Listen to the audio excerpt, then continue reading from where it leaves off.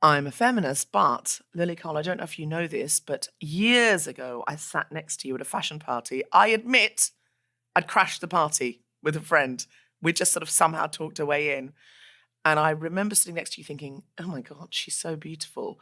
And afterwards I told a friend who said, was she intimidatingly beautiful? Like, did it make you feel not beautiful? And I said, no, actually. It was more like being in Narnia because she had a fawn-like quality. She was sort of an ethereal being from another land. Because I remember you being very long of limb and also just very graceful. And it was almost like you were slightly another otherworldly species, like sitting next to someone in the elfin crew. So I said, no, I didn't compare myself to her at all. I just remembered how very beautiful you were. That is a confession. Have I ever told you that before? You hadn't. And I slightly wish you'd just come and said hello. I We could have mean, been friends earlier. I mean, I wasn't doing the Guilty Feminist or anything then. I think I was. So then I would have not been interested in you whatsoever. I think I wouldn't have had the confidence to say, I'm a comedian. You won't have heard of me. I'd be like, I don't know how I would have opened that. I think you seemed so of that fashion world. I might say we'd both been on a. I might have actually liked you, Deborah, without the I know. world's famous guilty feminist credentials. It is a possibility. I know. Highly possible. I know, but it's having the confidence to say to a supermodel at a fashion party, I've crashed the party. I'm in comedy. I mean, that I would have enjoyed as a starting gambit. You would have loved it, actually. Now, knowing you, I would have. Looking back, I should have gone, I've crashed the party, and you would have then found me the most interesting person at the party, I feel. But I didn't know that. I just thought, oh, you'll be like security. Why is this if I'm a feminist but, though? I don't see the hypocrisy in this. Oh, I see. I think it's I'm a feminist and... I see. I think it was me sitting and admiring your beauty and never confessing to you that I had sat next to you. In our friendship, I've never told you this. I've never told you. That is true. We've hung out before, Lily. We just didn't talk. I never wanted to say it because I was like, I have to go. When I was much younger, I crashed a fashion party. Oh, that's true. Yeah, because we've been hanging out for quite a few months now, and yeah, you neglected to mention that. I've never said it. I'm like, when's the right time to say, Lily, I crashed a party and I remember sitting next to you and I've spoken about your beauty to another woman. And the right time is live never on a recorded podcast. It's always the best way because then it's immediately comedy fodder as opposed to a bit weird. So yeah, had I met you in a different context, had we both been sitting at a bus stop, I might have said, but I don't know what I would have said. I don't know. See, now we've got so much in common.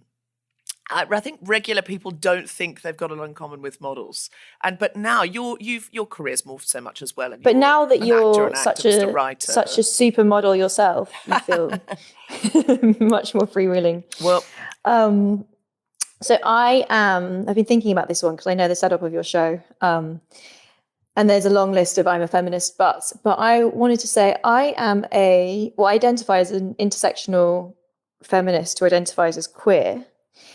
And I found myself falling for an older white man, which is mildly disappointing and slightly curious. Of all the options that you had, Lily, as a bisexual, intersectional feminist, you've gone straight for the older white man, the straight white cis man.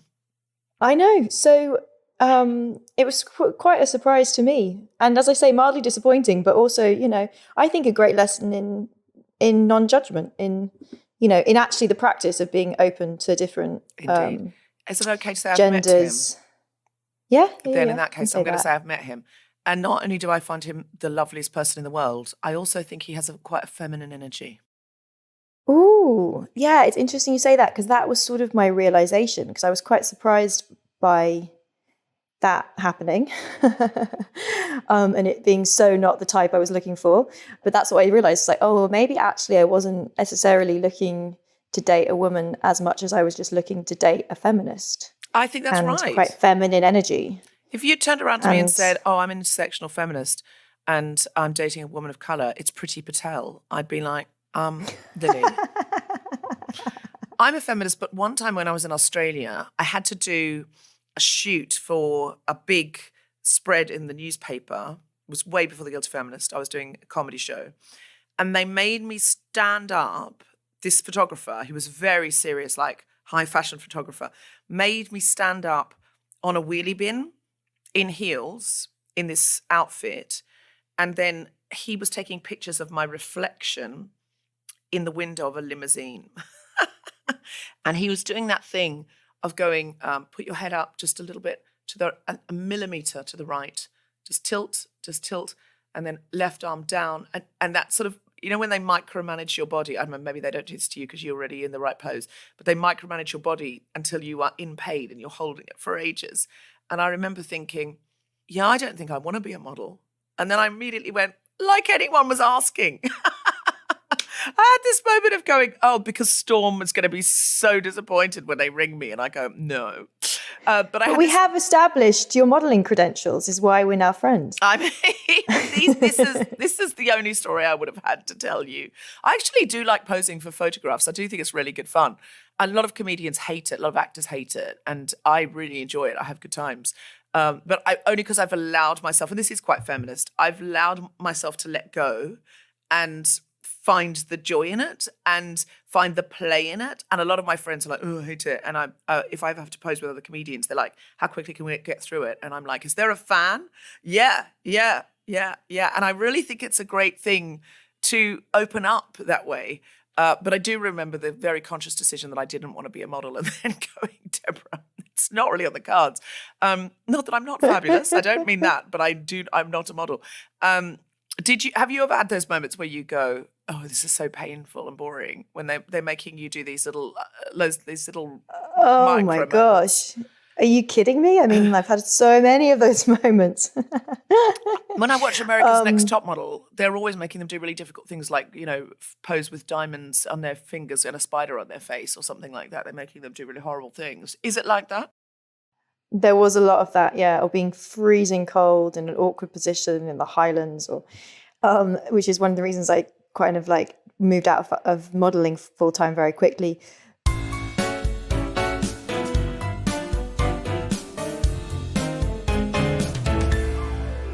Hello, Guilty Feminists. It's Deborah Frances White with this very special episode of The Guilty Feminist. Today, I have joining me performer, writer, environmentalist, the incredible Lily Cole. Oh, hello. Woo! We're used to applause because this is usually a live show. So we kept that up all through the Zoom era. But you'll be delighted to know, listeners, that today I am face to face with Lily Cole.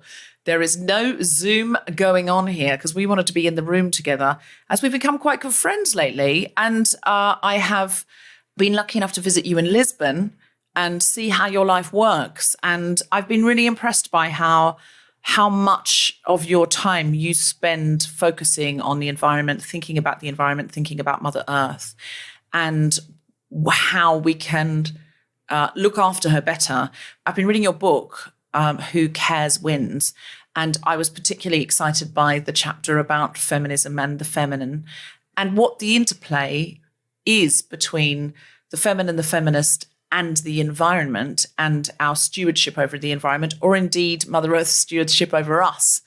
And I'm just dying to talk to you about it because I want to deep dive into it. I knew you first as a model. So I think of you as, when I first knew about you, I thought of you as fashion, high fashion. I remember once, I don't know if you know this, I sat next to you it was like a nightclub, which I think I had crashed some kind of fashion party with a friend in some club in St. Martin's Lane.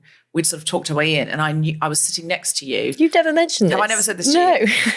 And I remember thinking, oh, she's so beautiful. She's kind of like a faun or something, in Narnia. Like you were sort of so otherworldly. You were very limb heavy, not heavy, limb light, but limb long, and very glamorous and glorious and slightly ethereal in your ways.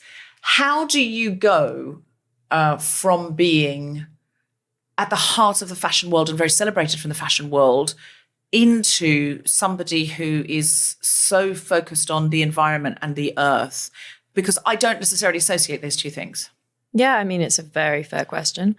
that I'm sure many people have asked themselves. But in a funny way, I mean, I think I would have gotten really involved in environmentalism regardless of working in fashion. You know, had I not happened to have the right aesthetic in the right moment, in the right place to go into the kind of the madness and the brilliance of the fashion world, I think I still would have ended up being very kind of environmentally concerned and active, because that's, I think, just dealing like that's just in my nature to deal with nature, you know, and the kind of nature of the reality around us. But I think I probably would have taken a different approach to it. And I think actually I was really blessed to come at it through fashion, because it sort of gave me, by working at such a young age, kind of in the deep kind of belly of the beast of consumerism and production and selling stuff, it sort of gave me this extraordinary education in how things are made and where they're made and the impact of products. And so it sort of gave me a weird lens on thinking about environmental issues and also social issues, that if we don't look at like economics and supply chains and how we are consuming things and what we're buying, then charity's not going to really do anything. It's just going to keep trying to band-aid a deeper and deeper problem. And so it sort of weirdly took me on a path that I think was very useful. And now actually I've started working with this UN organization, the UNECE, on building supply chain transparency. And they're focusing originally on cotton leather, and then they'll look at other products and industries, because they recognize the need to kind of solve issues in the supply chains. And they approached me to work with them on that because they were aware of what I've been doing in fashion. So in a weird way, it's sort of all coming together. It's a complicated issue, isn't it? Because sometimes people just say, stop buying everything. And you go, yeah, that obviously would be ideal for the environment. But then what happens to people who are living so hand to mouth in the global south, and their only living is the fact that people in the West are buying so many clothes? Like, what would happen? Like, are there answers to these things, or the answers slow, not fast? Do you know? I have some very strong opinions on that. I mean, I don't think that us consuming at the rate we're consuming is necessarily helpful to anyone in the world, because the rate of consumption is actually based on a fast fashion model, and the same would apply in other industries, fast business models that actually are very exploitative of people. And in fashion's case, that's a feminist issue, because 80%, say 60 to 80, but probably more likely 80% of garment workers are women around the world. So I don't think us buying so much stuff is actually helping anyone. And also a lot of that, the high level of production consumption also creates a lot of waste. I was just in Chile recently, and in the Atacama Desert in the north of Chile, they have the second biggest level of import of textile waste from around the world, the first being Ghana. And I mean, literally mountains of clothes, like mountains of clothes, many of which are like new or almost new, are being left. Why are they wasted? Because we're just producing such an insane amount of clothing nowadays that a lot of it isn't sold. And then even the pieces that are sold are often thrown away. They think something like 3/4 of clothes made now are going to landfill. No. And there's 80 to 100 billion pieces being produced every year. Eesh. So yeah, the level of consumption I don't think is helping anyone. But on the other end of the spectrum, there are environmentalists who say that we shouldn't buy anything new and we should only buy secondhand clothes. And even though I'm very supportive of secondhand clothing, I think it's a great option for many different reasons. I wouldn't go that far, because I actually think a good version of production, a good version of fashion can be really empowering to different communities around the world, and particularly to women, because it is such a female-heavy kind of industry historically. And so fair trade initiatives, I actually think, are really important to support, because it's a way of actually empowering people. And also if they're made with the right materials and in the right way, then it can also not be harmful to the environment in the process too. Yes. So we need to buy a lot less and have the people who make the garments paid properly. Yeah. And it'd be respectful. I mean, if you think, when I was in Chile, there's a history of amazing textile craft in the country, and from Bolivia too. I bought these really beautiful pieces of textile that were made in Bolivia, and they actually used to trade between the indigenous communities in northern Chile and Bolivia. And that type of production is really beautiful and empowering to different communities around the world. But actually a lot of that apparently has been displaced, and a lot of these women have lost their livelihoods. I met an indigenous woman who said that, for example, her pottery doesn't sell anymore because they're making like similar pieces in factories in China. They're writing the name of the town. I mean, talk about cultural appropriation on the piece of china made in made in a factory in Asia, and then shipping it into that community and selling it No. at a different price. Yeah, and the same Into happens that community? into that community. Yeah, and a lot of tourists don't realize. And the same with fashion. So apparently a lot of the traditional craft in Chile, and I'd say that in the UK too, has been displaced by importation of kind of factory-made clothing. So interesting. We need to slow down. We need to buy less, and we need to close the inequality gap so people can afford to buy less, but at a fair and respectful price. We're not talking about people having to buy a £400 jumper with a designer label on it, but we're talking about people buying one jumper, not 5 in a year, paying a fair price for it, and then looking after it, repairing it. Yeah. Because if you buy something that you really love and that maybe does cost more at the beginning as an investment, but you really love it and you feel good about the story behind it, you're not going to throw it away in a year's time or 2 years' time. You're more likely going to fix it. And I think just shifting that way of thinking towards like really truly loving the things that we buy and the stories behind them, and then making a longer commitment to looking after those pieces. I was actually thinking when I put this shirt on this morning that I bought this shirt about 6 years ago, but it's a really beautiful shirt, and how much I have looked after it. And I can't imagine getting sick of it. Like, I can't imagine, I get compliments every time I wear it. It's very lovely. I don't overwear it. Like, it's a really kind of important piece of my wardrobe. And I think I'm trying to be more like that now, because that's what my childhood was like. It was, you had clothes until you grew out of the clothes. It wasn't like, well, you're going out on Saturday night, buy yourself a new dress. That wasn't it really in the ether. And a lot of mums when I was growing up used to, not really my mum because she didn't like sewing, but it was really normal for people to go and buy fabric and a pattern. There was a whole pattern section in our department stores. And your mum would make you something for the school dance, or as you got older, you'd make yourself something for the school dance. Again, not me, I'm terrible at sewing. But it was common practice. And you were people felt sorry for you if you weren't good at sewing, because you were more limited in what you could have. I found this amazing suit my mum has the other day that turns out she made herself. She didn't have enough money to buy clothes, and clothes were much more expensive when she first moved to London from Wales. And she just sewed this extraordinary outfit for herself. Yeah. I had friends who used to get Vogue magazine and then think, what do I like in this? And they'd go and make a version of some, they put their own spin on it. They weren't just copying some fancy designer, but they were like, oh, these colors are in, or this shape is in. And it was really creative. And you've also got to be aware of where's your fabric coming from and all of that. But there is something kind of wonderful about that. And I wonder if we're going that way. I was really interested in the feminine divine and the way different indigenous cultures had approached femininity and feminine power.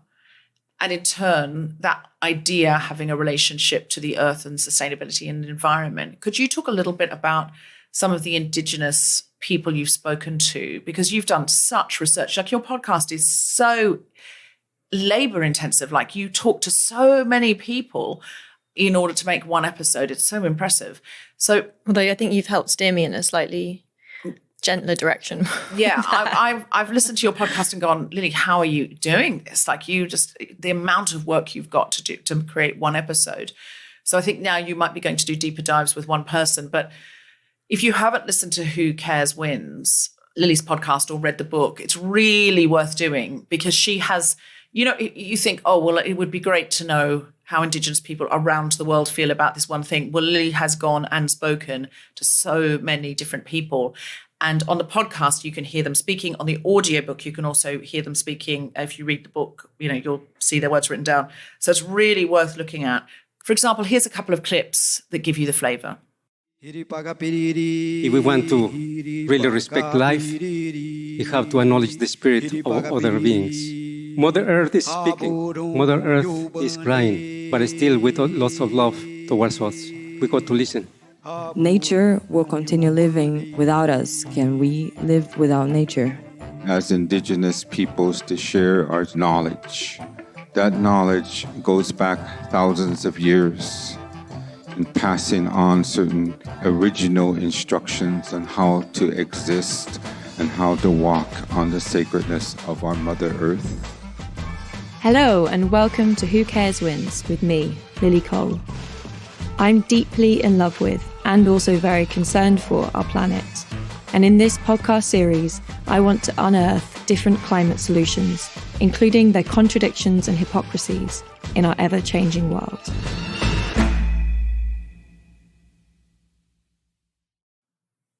So I have to say, when the book is very broad.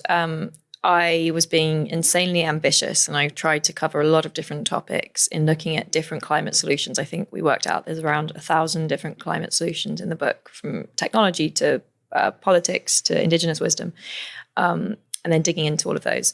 And one of the areas that surprised me the most was gender equality, and I found it fascinating to research and write about. And it sort of blew my mind how complex and layered the different intersections are between gender equality and the environment, to the point that I remember writing it thinking this needs to be a book, like a whole book by itself. It was hard to make it a chapter. And in the podcast, as we're approaching that kind of topic, I've decided to make it a season as opposed to an episode for that reason. To give you some examples, I mean, I look at the ecofeminism movement, which can sound a bit abstract, but makes a lot of sense to me, which sort of makes the point that by making the earth feminine, Mother Earth, which many cultures around the world have done historically for whatever reason and continue to do, we have psychologically and culturally sort of made a connection between the way we treat the earth, our mother, and the way we treat mothers, i.e. women.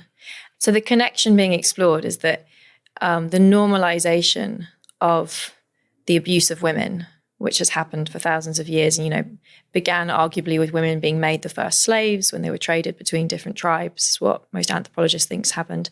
Then being made to make property, then, let alone violence, rape, murder, etc., but given very different legal rights to men until relatively recently. And obviously there's still a lot of disparity that exists. But in that history, where it was really normalized for women to be mistreated, it was therefore almost sort of hand in hand, there was a normalization of the mistreatment of, quote, Mother Earth.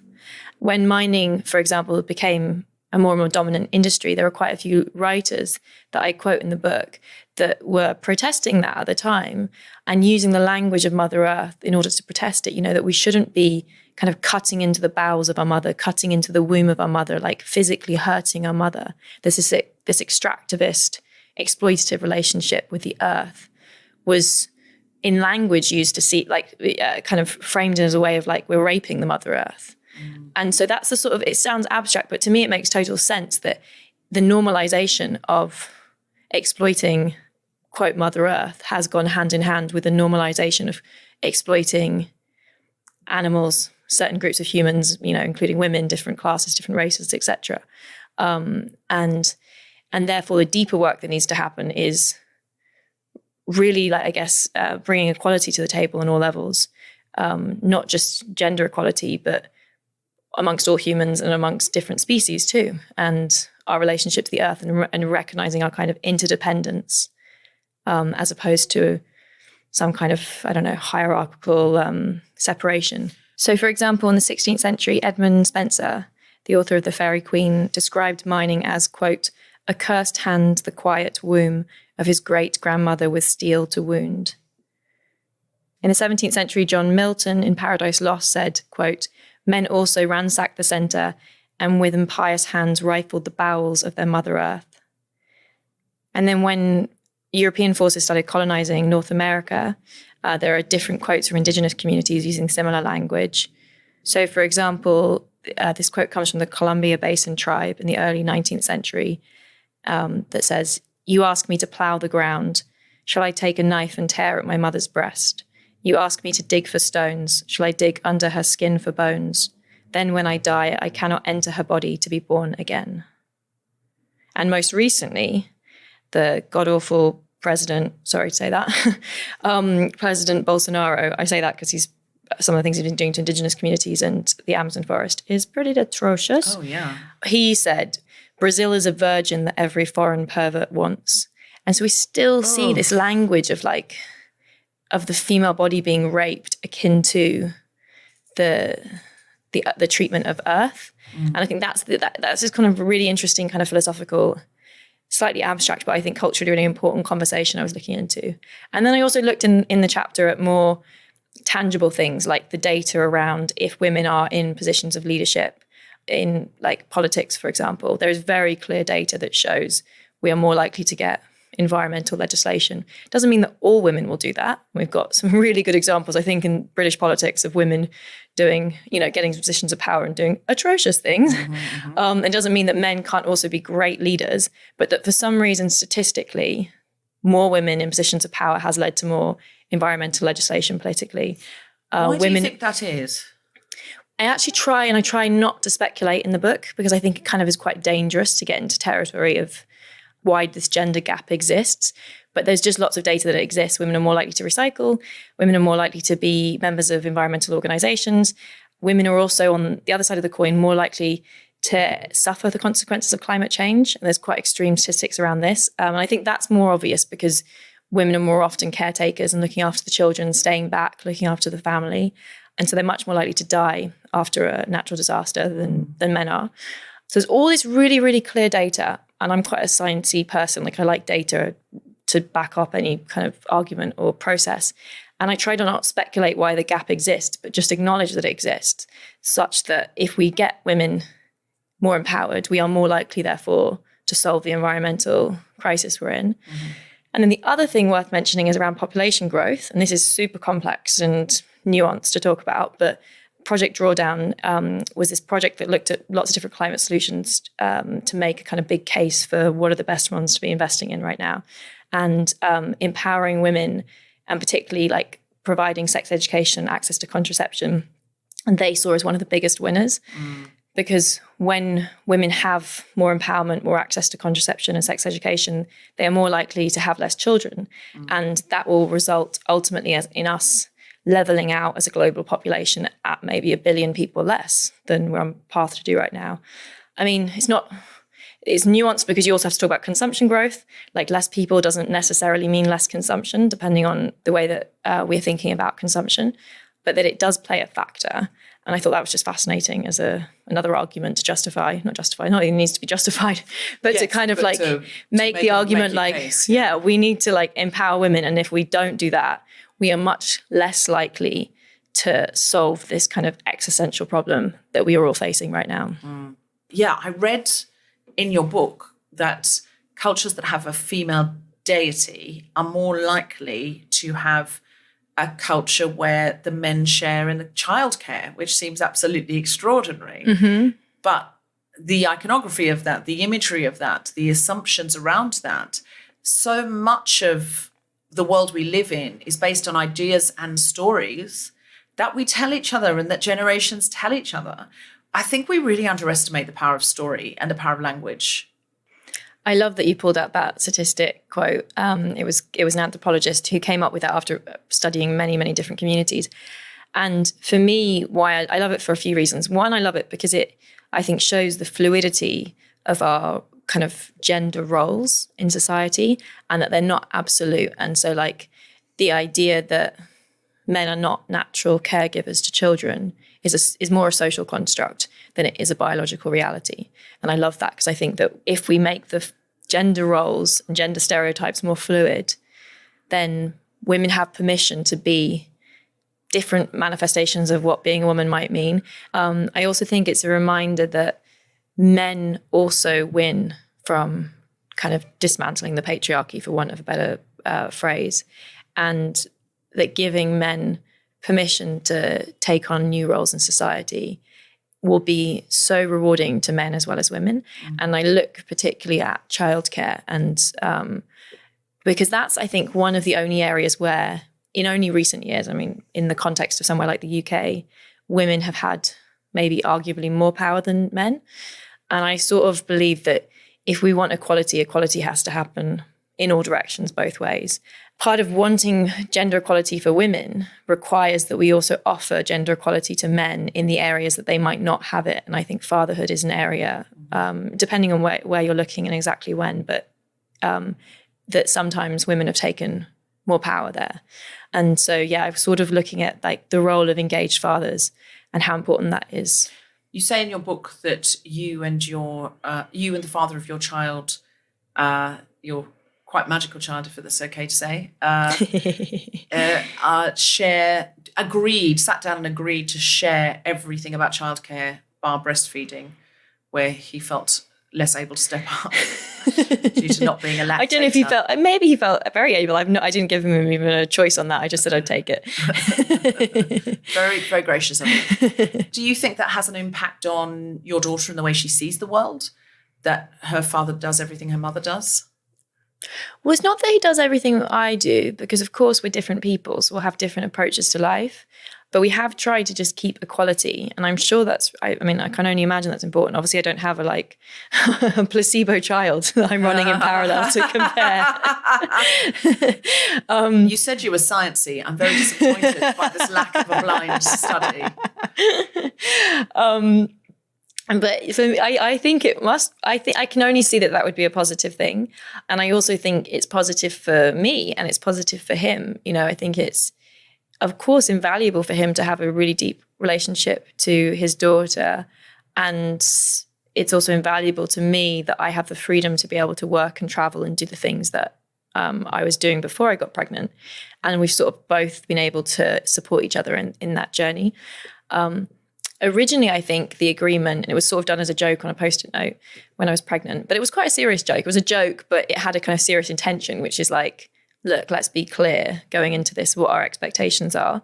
And I think probably originally it was written more for my benefit, that I was making sure that the childcare was going to be equally shared, because obviously the default for many couples is that women, without necessarily even talking about it, just kind of assume a bigger part of the caregiving role, which is totally fine if they want it to do that.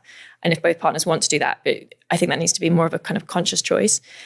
But I think that there was also a kind of implicit offer for him, which was that if we separate, which we have, that I would really honor the 50%. And I wouldn't do what I think, a lot of women have done of also keeping the children more if there's a separation, which may be right in some circumstances. I'm not judging all situations, but I'm just saying, or maybe, I think maybe imposed upon the woman in many situations as well. And also imposed upon the woman. Yeah. So I'm not trying to generalize for other people because I know it's complicated, but we also have lived in a culture for a long time where women have been the dominant caregivers and men have been more absent. And sometimes that, I think, has been, in the case of my childhood, I had a completely absent father, and I think that was really had negatively affected me. And I guess I wanted to protect my daughter from that as an outcome. But I also think that it can also be negative for the fathers too, if they want to be more involved in the child's life and are having to fight for that. And so it feels like it can kind of cut both ways. And I mean, we're still in the process. My daughter's 6 years old. I'm not saying we've solved it or it's done deal, Parenting is full of challenges. But it just felt like a really good baseline. And I feel proud of that. And I hope that we can continue that and that all three of us will benefit from that.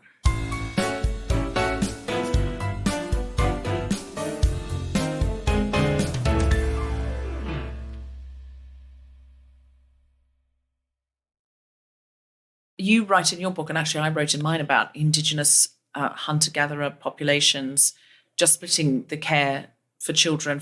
There was just no sense. It wasn't like, oh, you have to do this and I have to do this. It was just children were not seen as a female domain, because before agriculture, whoever was not hunting or gathering would have the children, or the children would go off and hunt and gather with as they got older. And so everyone worked about 40 hours a week, and still do in hunter-gatherer populations, and everybody looks after the children. The whole population look after the children, and it's not seen as this female domain. I think we get so hung up on the models we know, and we think those are natural and right, or we have to fight against those. But I'm increasingly understanding the model for almost everything we do is constructed and historical, and there's no right about it. It is just practiced. It's well practiced. You write in your book about the Bundjalung Indigenous matriarchal community in Western Australia who operate according to 3 laws: share, care, and always tell the truth. Because it's a matrilineal society, the highest authority is the most senior woman, and it's actually the older women who give the orders. There's an idea that no one owns the land. Everyone is a custodian or caretaker of the land. And the concept of a human owning land is just absolutely alien to this community. You can't own pieces of your mother, they say, which is a fantastic way of looking at it. It's like you can't say, well, I own my mum's leg or my mum's elbow, my mum's left elbow, which is how we treat the world. We chop it up and go, we own this bit, got off my bit, this is the bit I own, you can't come over this border. And in this culture, you can own something you've made, like a tool or a painting, but you can't own a piece of the land. That is a much better way of looking at the world, isn't it, really? And this ancient wisdom that is still operating today in Australia, but we are not listening. We are not looking at those models. And even worse than that, not that we're not looking. For a long time, we've been completely patronising and racist and dismissing these different types of viewpoints as being, quote, genocide. Yeah, quote, uncivilized. Yeah. And it's how much more civilized is that than anything we do, say, or think? I mean, it's just so much Do you more. know that Gandhi quote, what do you think about Western civilization? And he said, it's a nice idea. Yeah. I think it's important to, and I try and do this myself, to really not generalize about Indigenous cultures because they're incredibly diverse and there's many of them. But that being said, there are kind of really clear examples of how different kind of cultural organization has been in different communities. And I try and look at those in the book, in the podcast, and in other work I do, because for me that provides a lot of hope that the way that we organize our society is just like one way. And there are so many other ways that we could take inspiration from, learn from. And certainly, it takes a village to raise a child, and the ability of any nuclear family to do that in a kind of isolated capacity seems difficult, let alone single parents and all the other different manifestations of kind of the parent-family structure that we have nowadays. That idea that you can't own pieces of your mother. I mean, the thing is, are we going to then give up our real estate and say this is owned by, not that I've got a piece of the land, I've got a 3rd floor flat, so it's the land. I know, it's a piece of air. Yeah, the land it's on is actually, I think, owned by Camden Council, and mine is the bricks I own are 3 flours up, so I own a bit of air. You own a block of air. Yeah. I own a bit of air. Same. Yeah. I've had that same thought process with mine. Yeah, I own a bit of air. So I had some bricks in the air. So bricks surreal. Bricks on stilts, and it's worth so much money when you think about, God, what could bricks on stilts possibly be worth? Well, apparently, in London, in North London, and it's like, again, what the idea of worth. We are so caught up in these ideas. And I've been thinking lately, if you tried to invent most things that are normal to us now, if you tried to pitch them, if there'd never been this concept before, these things would seem so strange. If we just all thought that the earth's the ground we stand on, no one owns it, no one's allowed to say who comes where, wouldn't it be weird to go, no, I'm gonna. It's like a kid in a bedroom going, you can't step over this line. It seems so strange. There are so many things that I think seem strange. The idea that a few people are in charge and make all the decisions on behalf of everybody else, and you can only tell those people if they've got the job or not again every 4 years. So if they do something really democracy, terrible, I mean, I spend a bit of time on that as well. Like our version of democracy hasn't really changed in a few hundred years. If you think about every other industry, it's been completely revolutionized by, for example, digital. And yet the way we vote and how often we vote and how much political voice we have has strangely stayed very static. It's as if people don't want to give away power. It's a really good point, actually, because I suppose the reason we don't vote digitally is they think it's too easy to hack and fake. I look at lots of ideas in the book, like liquid democracy, participatory democracy. There are lots of different kind of models out there, not just voting digitally. Could you talk a little bit about what those might be? What's liquid democracy? Well, hold on a second. I thought we were talking about owning land. Sorry. But you can't just say liquid democracy and then race past it, Lily. What's liquid democracy? Got to buy the book. Well, there's different people who've been piloting ways to evolve democracy into essentially more participatory. Like, how do we give people more voice? And one of those ideas, liquid democracy, is that you could, it's a bit like the Swiss. I mean, Swiss is not liquid, but I'll be going somewhere with this. The Swiss have a system that's much more participatory, where there are regular referendums where people can vote on particular issues. And I think there's maybe 4 a year or something, and then each referendum has multiple issues, and people can table new issues if they get enough votes. So everybody can sort of have the opportunity to bring something to the table. That frightens me, because the most recent referendum we had in Britain went so yeah. No, I hear you. In my opinion, I hear you. Although I would say that with Brexit, I mean, firstly, like that functioning of democracy works if you have a really kind of neutral media that has a lot more kind of laws around what they're allowed to say, and also politicians being held accountable for like what they're claiming and saying. So I think that's a really important context to bear in mind. And also, I sort of think that because we're given referendums so rarely in the UK, there was a hysteria around it and around Brexit that you don't see, for example, in the Swiss system, because they're given that option much more regularly. So I'm not sure it's the right way to judge what it would be like if we were having very regular, well-organised referendums in the UK. But anyway, so a more participatory system where people can directly vote on a particular issue seems like a really good idea. Direct democracy, it's often called. There have been some attempts to use technology to empower that. So, for example, in South America, in Buenos Aires, there was a woman Pia Mancini, who ran for office on the promise that if she got in, she would just be a sort of like human channel for whatever people voted for through a technological platform they'd built that would be asking questions. And so that was their way of sort of trying to hack the system to say, we're going to do direct democracy where you can vote on issues and then the votes will actually turn into policy. They couldn't get that done. So she was like, I'll be a human conduit to it. So there have been pilots like that around the world. The Swiss system seems to be working fairly successfully with that model, although there's been a couple of quite controversial referendums. And also, by the way, they didn't give the women the vote till 1971, which is also kind of crazy. But maybe that's because they had more power to give. You know, it's like, don't give women power, because actually here it really means something. Anyway, sorry, I'm taking a tangent off. Liquid democracy is that idea, but as I understand it, that you can because there are different versions of it, but the simplest version of it I understand to be that you can pass your vote to someone else. And so if, for example, there was a vote around a particular topic that you didn't feel you knew enough to vote on. So childcare, you don't have any kids, you don't want any kids, or your kids are grown up. You can give an extra vote to a working parent. Yeah, or like a feminist issue arises and somebody says, I want to give Deborah Francis White my vote because I really rate her and I think she'll know the right way to vote. And that's amazing, because then I could give my environmental vote to somebody I really rate as an environmentalist, because I go, Lily, would you like my environmental vote? Just as you're sitting right there and you've done a lot more work on this than I have. But I can't have your feminist vote because you also know a lot about feminism. So I think, but that's an example. Or I could give it directly to an earth scientist, actually. Yeah. Like if I wanted to. Or adoption.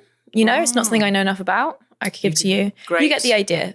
And there are lots of other things like that people have been testing, piloting, that don't seem to have gained anything near like mainstream traction in a country like the UK yet, but suggest that we can actually innovate on the model of democracy that we're used to. Our MPs can't even vote unless they're in the room, which is so...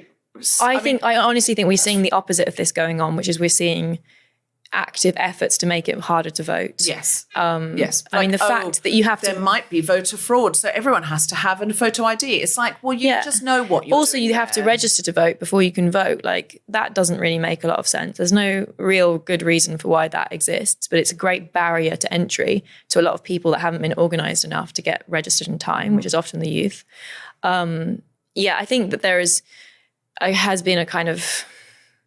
And it seems to me to be like an effort to make it harder for people to participate as opposed to making it easier for people to participate.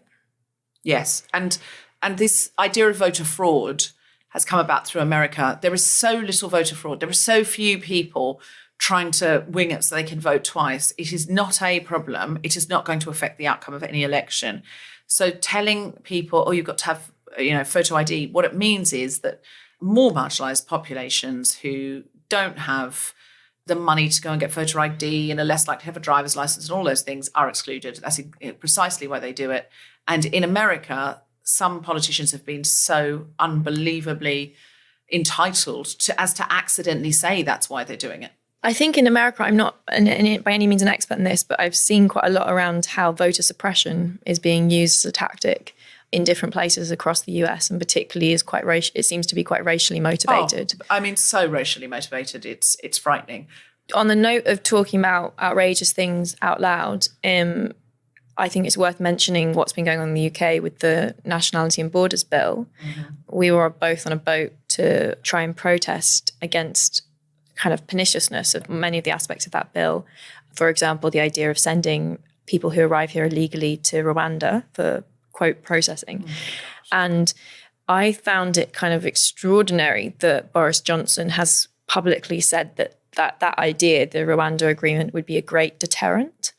Because this word deterrence is something I came across a lot quite a few years ago. I was in Samos, the Greek island, and I made a documentary about the refugee crisis there.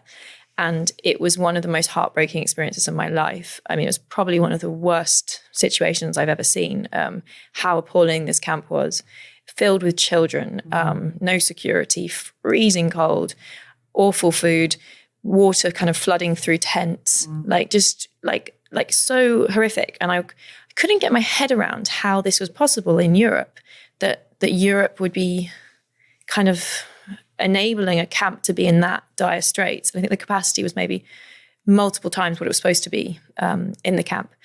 And in interviewing lots of people for the documentary who are working in and around this issue, from journalists to people at the UN to NGOs, again and again, I heard this word deterrence. And it wasn't at that point, as far as I'm aware, ever being used as a kind of public statement around what was going on.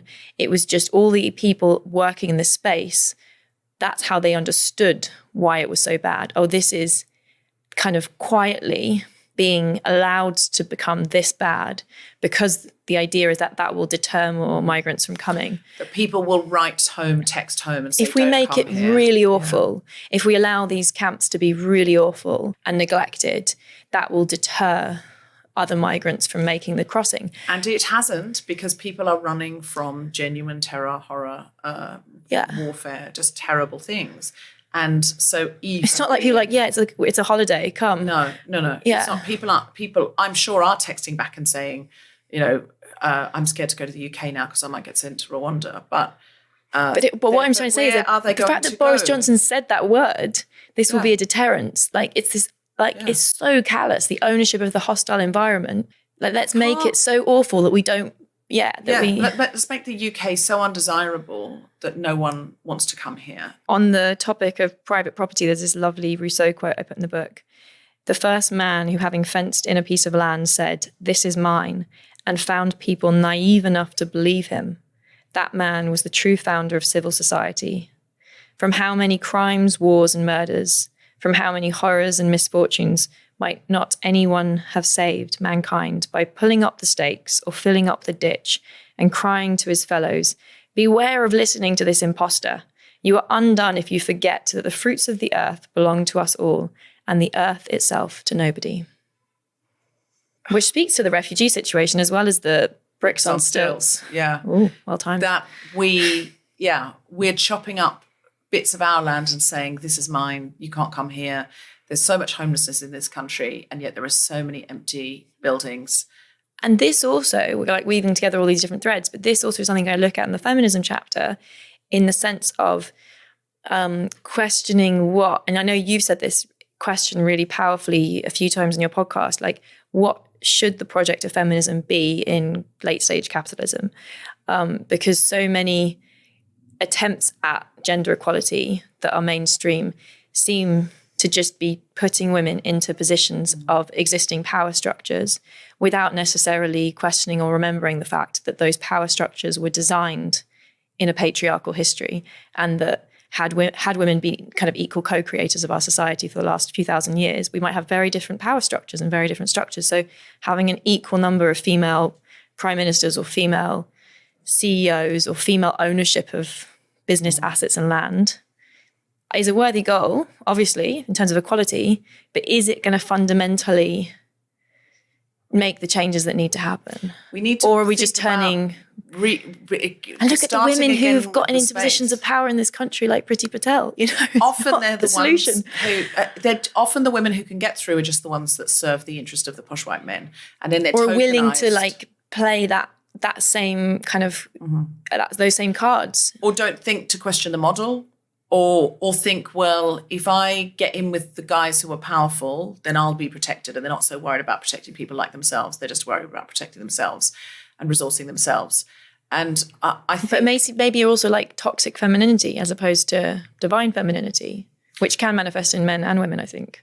Oh, yeah, completely. And I don't think it's as simple as, you know, if we replace half the MPs or half the current cabinet with women, because it's like which women can get through. And is this a sensible way of forming a democracy? Is this a sensible way of distributing power? And, is power something that is desirable for a small number of people to have in our society, or should we be trying to shape it together? But then, of course, you know, every suggestion could be misused. You know, if we did have a liquid democracy, you can imagine some people trying to harvest votes and garner votes and saying, oh, over here, we're very, you know, give us your votes because we love science. And in fact, they're the bad guys. So, you know, there's whatever... No system's going to be perfect, no though, right? system's It's just going to be perfect. Keep evolving. Yeah, but to rethink democracy at this point isn't a bad idea given the digital revolution. I know we also have another thing in common, which is ayahuasca and our appreciation of Mother Ayahuasca. And one of the recent times the last time I did a ceremony, I asked... Ayahuasca is a shamanic plant medicine originally from South American culture. And I was sitting with the Hunaquin tribe from... originally from Brazil and Acre.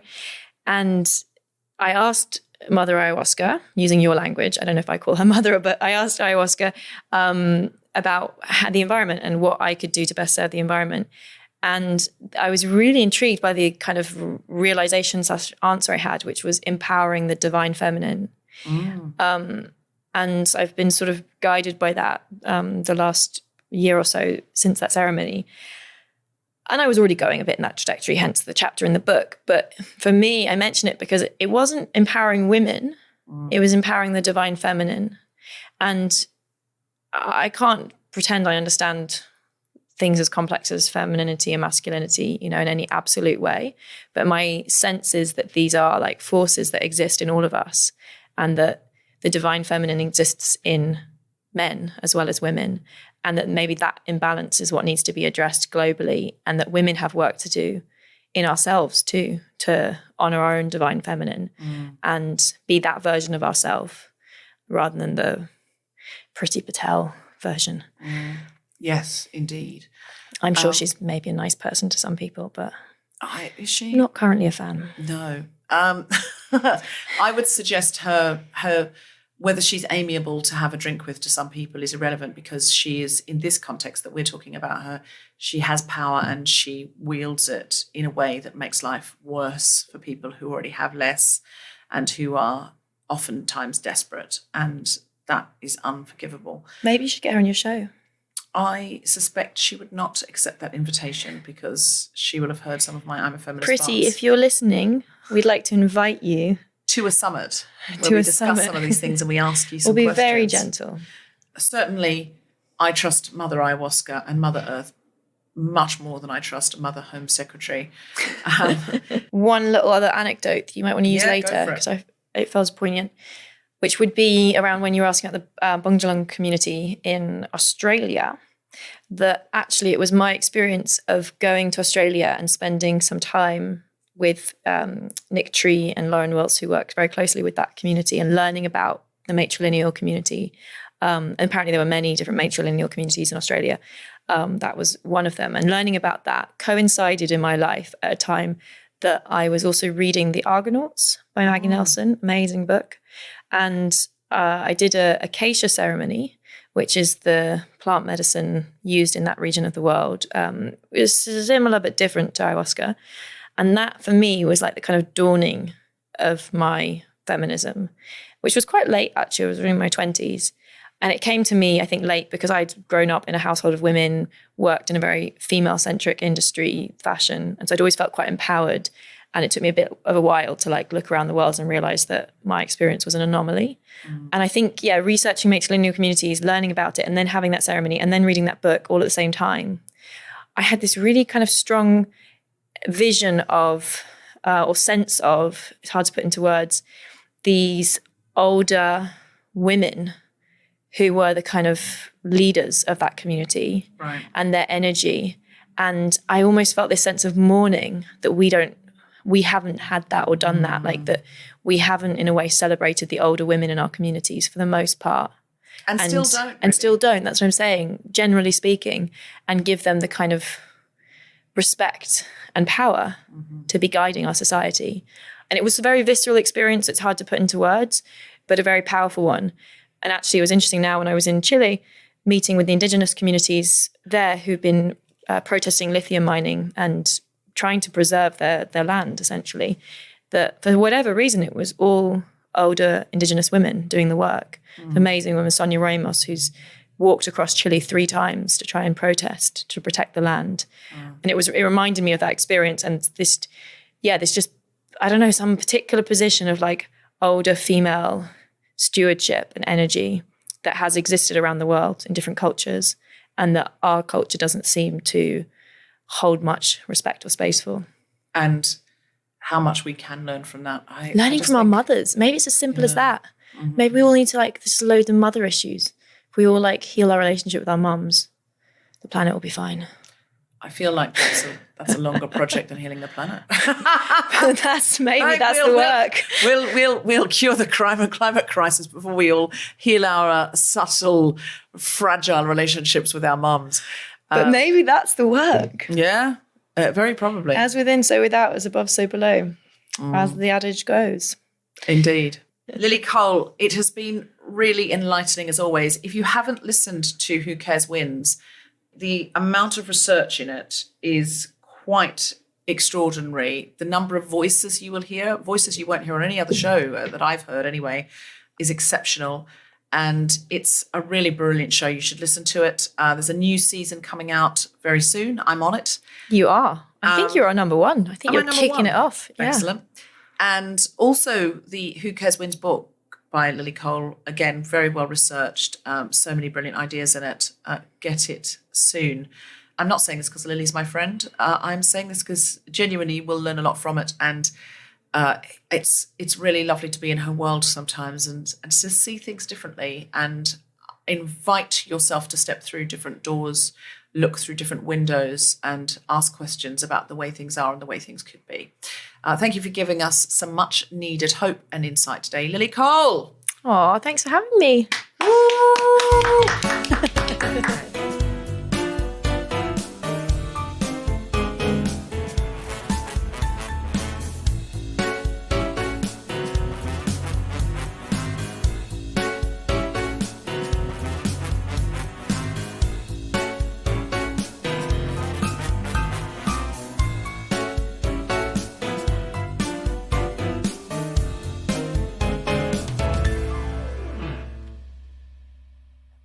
To be referred to, because on the internet it says various descriptions of you. For this, how would you like me to describe you? Human being.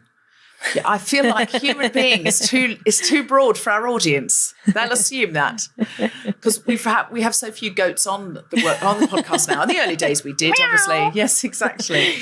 I don't know. You can choose. I'm not. Maybe in the context of this, you can. I don't know. You choose. I'll say performer, writer, and environmentalist. Okay. The Guilty Feminist is